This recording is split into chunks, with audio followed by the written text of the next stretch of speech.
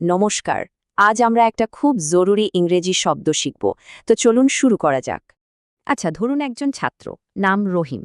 ওর homework করার কথা, কিন্তু ও করছে না। ওকে কি বলা যায়? এই ধরনের আচরণকে বোঝানোর জন্যই শব্দটা হলো ডিলিংকুয়েন্ট। চলেন এর মানেটা ভালো করে বুঝি। এর অফিশিয়াল মানে হলো নিজের কোনো দায়িত্ব বা কর্তব্য ঠিকভাবে পালন না করা।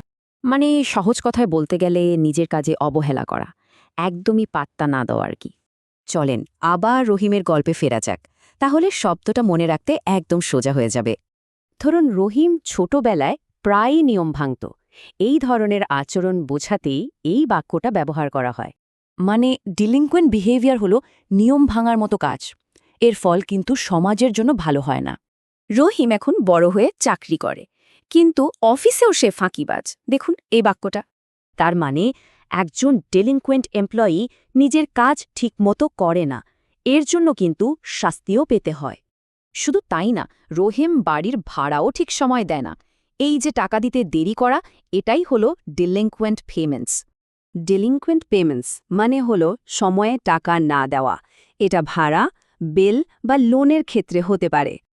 তো রহিমের গল্প থেকে বুঝতেই পারছেন ডিলিংকুয়েন্ট শব্দটার মানে সবসময় নেগেটিভ বা খারাপ। দেখুন, শব্দটা মূলত ৩ জায়গায় ব্যবহার হয়: সমাজে নিয়ম ভাঙলে, কাজে ফাঁকি দিলে, আর টাকা পয়সা সময় না দিলে। আচ্ছা, তাহলে শব্দটা সহজে মনে রাখার উপায় কি?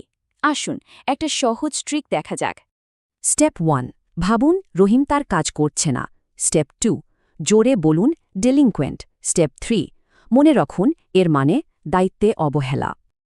এবার সবাই মিলে চেষ্টা করা যাক। রহিমকে নিয়ে ডিলিংকুয়েন্ট ব্যবহার করে একটা বাক্য ভাবা যায়? কমেন্টে লিখে ফেলুন তো।